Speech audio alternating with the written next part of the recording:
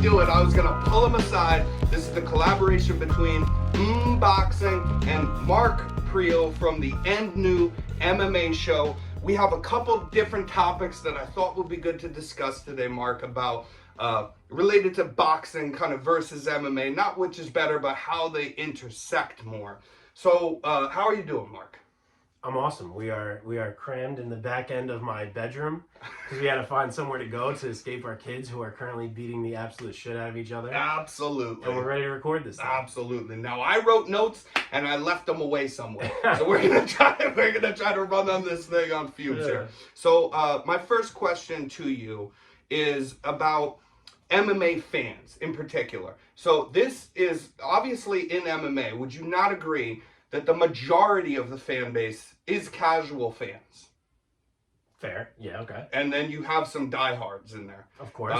And so even out of some of the diehards, and I would argue definitely all the casual fans, everything I hear in relation to talking about MMA fights, you know, afterwards and anything, even within the promotion, a lot of people seem to appreciate the stand-up aspect more. And it's not just boxing, you have kickboxing and judo and whatnot, but either way, it's more of a stand-up affair that and wars on the feet that people love to see. Why is it that you think that MMA fans, especially the casual fans, don't give boxing more of a chance, being as boxing is that?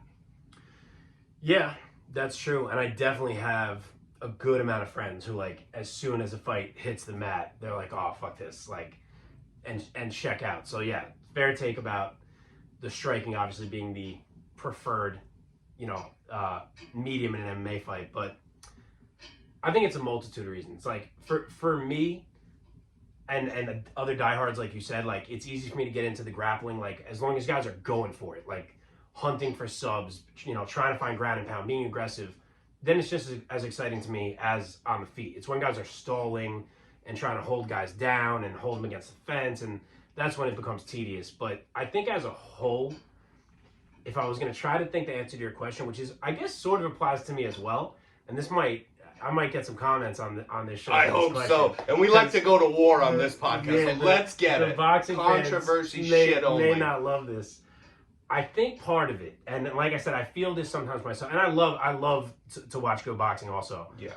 But I think part of it is that, to me, boxing it's more like an art. It's more like a sport because you are using only one specific part of a fight. Whereas when I'm watching MMA, I feel like I'm watching a true fight. And obviously I can appreciate the sport. I watch basketball, I watch football, I watch whatever. But I almost put boxing a little closer to those because it's an art form. And it's one, you're limited to what you're able to do. You're sharpening one tool. Correct.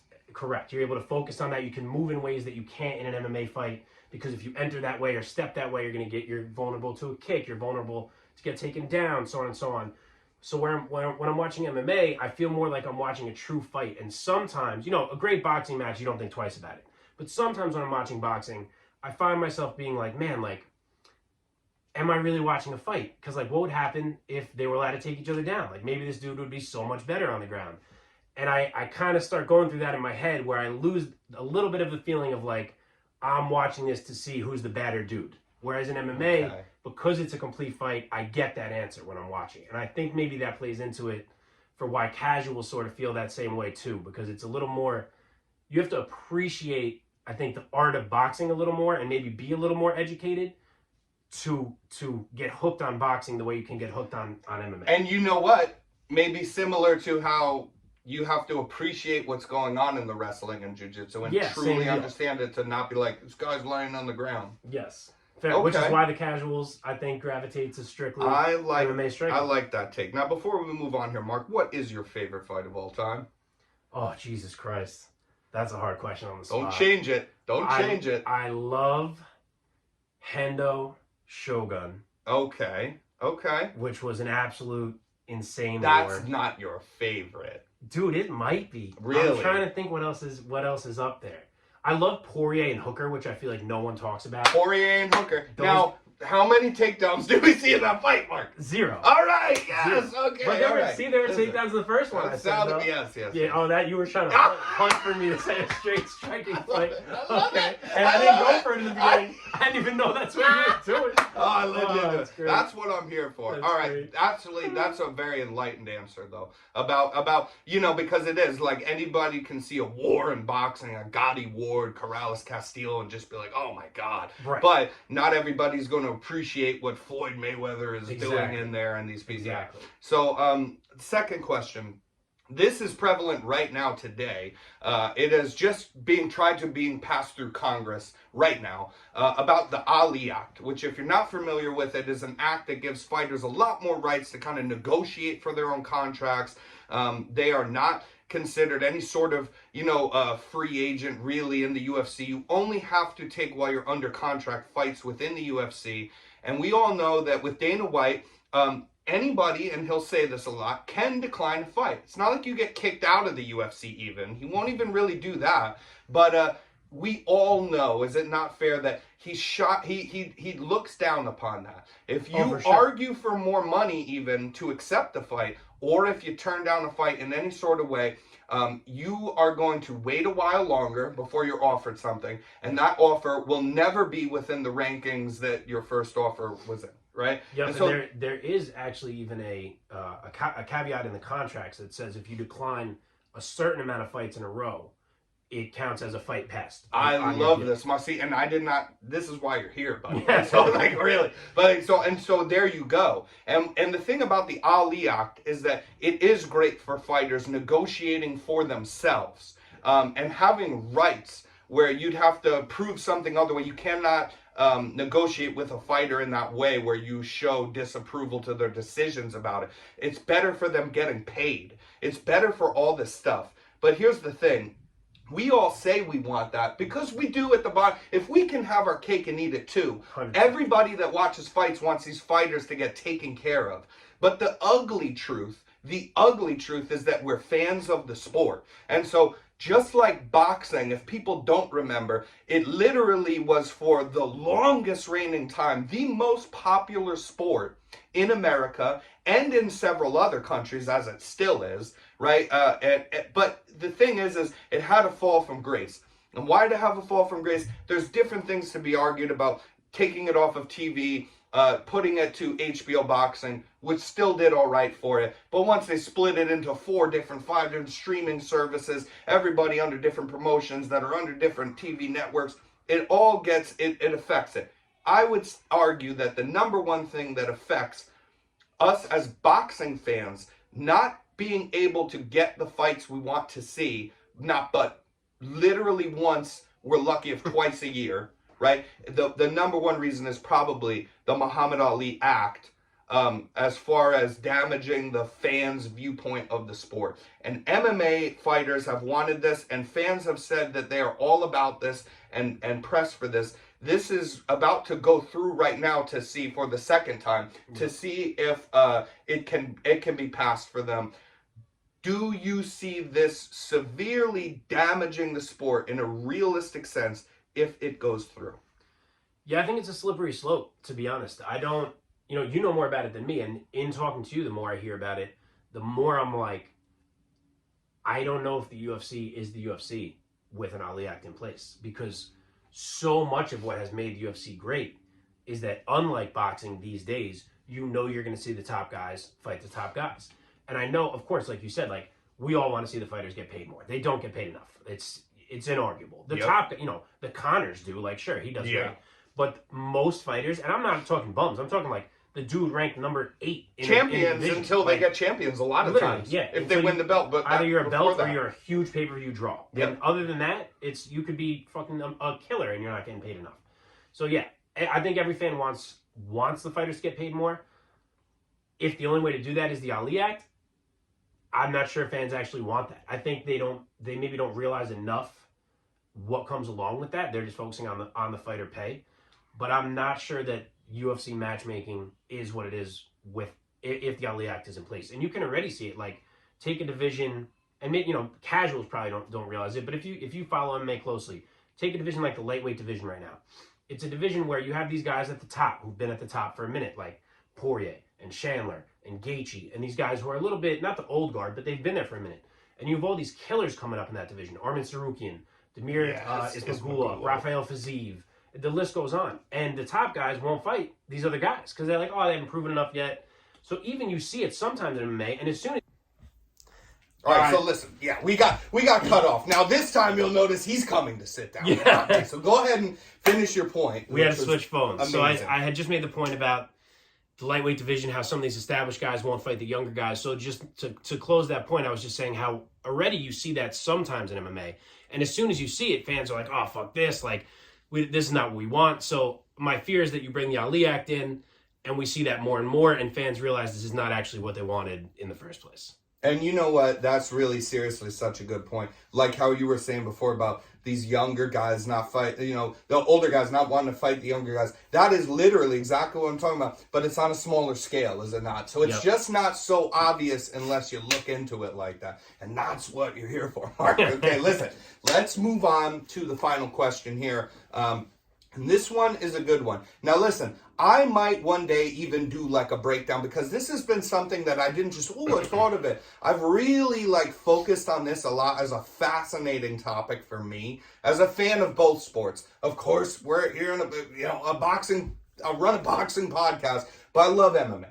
And the thing is if you talk about with both sports, there really is a parallel that runs between them. And what that is that right now, boxing has died down, like we talked about before, whether that's the Ali Act, the combination of that and the different streaming services and whatnot, and fighters not asking for too much money to get their fights. All these things contribute to boxing being cut down. The reason that MMA is so popular right now is because we get to see all those fights we want. The worst thing that's going to happen is within the same year you expect to see the fight, we might see one extra one. It's basically like a bonus. And we do get to see the fight after. We get to see these fights. So my thing is on a lot of different levels, these histories run parallel. So if you take where the UFC started and where it's gone till now, and you place that more towards the beginning of boxing's progress in the sport, or deprogress. What's the word for that? We don't know. Decline. Okay, decline in the sport. Right? If you run them parallel, a lot of things are similar. So for you guys that don't know, Bob Arum, who is just old as shit and high on gummies all the time, great sayings coming up. Fuck that guy. Great sayings coming. Anyways, he runs ESPN Top Rank. Before they were on ESPN, it was always Top Rank Boxing. Top Rank Boxing had most of these boxers, these great high-level boxers under them. There were very few other promoters. Floyd Mayweather's move from Top Rank and Bob Arum over to Al Heyman and then to Al Heyman and Showtime, PBC. That is what birthed Al Heyman and PBC being a big boxing promotion because they were not before. And so you basically have the same thing going on. You already see all these different promotions in MMA, but people don't focus on that yet because UFC is still so, prevalent. They are so on top. And so much more established with the better fighters than these other organizations. Yep. That being said, if you look back a few years ago, nobody in the world, maybe besides you, Mark, because you're a diehard, gave a shit about Bellator or PFL's non-existent. These things didn't matter. And now, a lot of average fans, even if they don't watch everyone, they're aware of them. Yep. And even if they don't know other fighters, they know the best ones in them. And they can already dream of mixing matchups. Now, as these promotions grow, there will be more and more fighters under them. Not just old remnants of UFC fighters that are washed up. There will be more new fighters, which Bellator, for one, focuses on very much. Yep. There will be more and more of them. And then you will get to a point where all of a sudden, I feel like people will go, oh shit, this is like boxing. Look at the different promoters that won't work with each other. Yep. And my question to you is just, do you see that playing out in that same way? And also, if I may, maybe a give or take, how many years, if you do kind of agree with this, because I definitely do we see people caring so much about the high-level Bellator fighters, and even in one who is shot up out of nowhere. Yep. PFL still one came out of nowhere. They're really doing well. Yep. I mean, how long do we have before we are itching to see the best fighters in their organization? That's boxing, you guys. It's all boxing, just like this is all MMA. And they just have different promoters that won't work with each other. I see it going the same way. Yeah, I see it as well. Fully get your point. I think it's tough because the UFC is such, not a monopoly, but like as close to it as you can get. They are just a giant. They have so much power, so much money, so much. We're still at a point where if I'm talking to a casual person and somehow it comes up that I do a podcast, they're like, "Oh, you talk about UFC," and I'm like, "No, I do all MMA," and they're like, "So UFC?" Like they don't. People still don't. Casuals still don't fully see it. That's how big the UFC is. So I don't know. You probably know better than me. I don't know enough about boxing history to know if there was ever like an organization. It was top ranked with that Bob had Arum. Was it as dominant as the UFC? They had Floyd in Mayweather. They had Mike Tyson. They had Muhammad Ali. They had every single person. All right, so maybe it was. So I guess.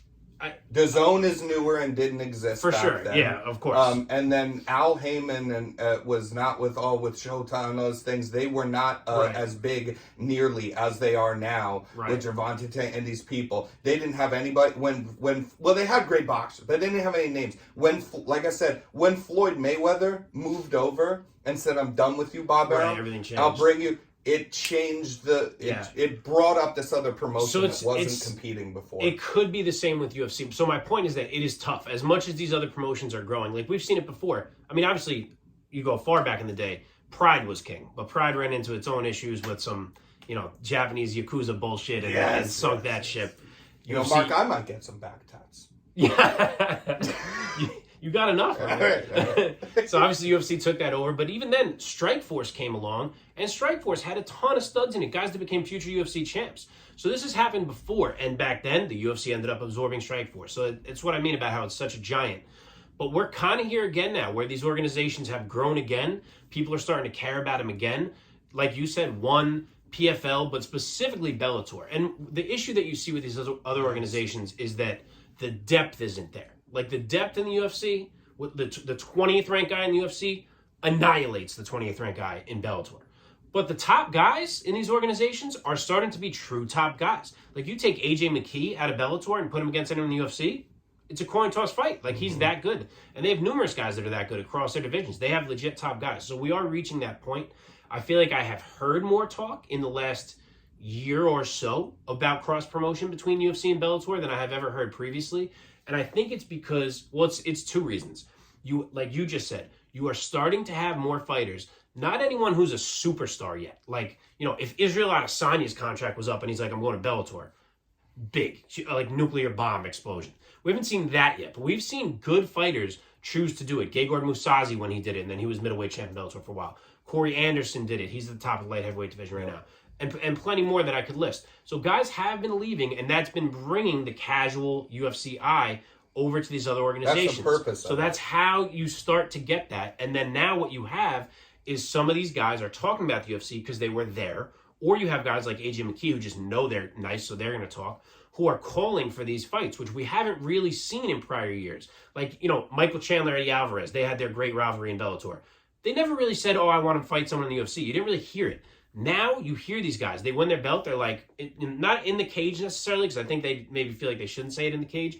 But post-fight, they're like, "I want to fight the top guy in UFC." They're bringing it up. They're putting it in the media. And in today's media, you say it once, it's retweeted 25,000 times. 25 million times, I meant to say, excuse me. So it's definitely more of a topic now. And we are seeing it non-UFC. So we're actually approaching an event that's coming up on New Year's Eve that people may or may not know about if you're depending on how hardcore of an MMA fan you might be. But this New Year's Eve, pretty hard. We're getting an MMA event, which is a Bellator versus Rizin event. 5 guys. And Scott Coker actually said when he made the deal with Rizin, because Bellator's quality is probably a bit higher. He was like, "Oh, I kind of thought I was going to want to bring like my middle guys and try to make some fair fights." He's bringing AJ McKee and CEO of Rizin was like, "Fuck that, I want you to bring the best guys you got," and they're fighting the best guys I got. So that's where you're getting on New Year's Eve. So if you're looking for something to watch, tune in. Absolutely. No, absolutely. And that's a game changer. And then the last thing I'll say is that's either a really good thing, because it is a good thing in the moment now, or it's a what came first, the chicken and the egg. Once they do start doing these, it also bleeds into more like, oh, I'm a UFC. I watched Bellator. Now I've seen them with Rise, and now I've seen, and makes you more aware of the different platforms. For sure. If they don't continue to work with each other, which usually happens. And if you're a guy, say whoever you want to pick, say it's AJ McKee, who I keep bringing up. He's already been Bellator champ. He did lose it in a sketchy decision, possibly. He'll probably be Bellator champ again. He's about to fight the best guy in Rise, and say he wins that. Say something else happens in the future. There's a cross promotion with one. AJ McKee wins that. You've now hit a point where he can easily be on a mic and tell everyone he's the best in the world. And the more you have that, the more you hit a point where someone who's in the UFC, who is the UFC champ, might be like, you know what, Dana? I want to fight that guy. And that's how we start to cross that bridge. So it's possible. I don't know that we're there yet. I think we're years down the road, but maybe 3 years from now, I could see the picture looking different than it looks right now. Absolutely. Well, unfortunately, we are out of time. So definitely go check out, subscribe, give thumbs up to my man. Good picks. You want to gamble? Good underdog picks, which Daddy doesn't usually touch those guys that much. But Mark has some good underdog. Go check out And New MMA Show, a fantastic MMA show, a long and full show that is very thought through and lots of hard work from those guys. And please, you know my spiel. If you have a friend, a family member, maybe even a crazy ex-girlfriend, anybody who enjoys combat sports, especially boxing, go check out Boxing. Give me the thumbs up and subscription. And lastly, before we go, Mark, do you have two hands? Got him. Anything is possible. Go. Go. I didn't know where that was going. Thanks for having me on. Peace, peace.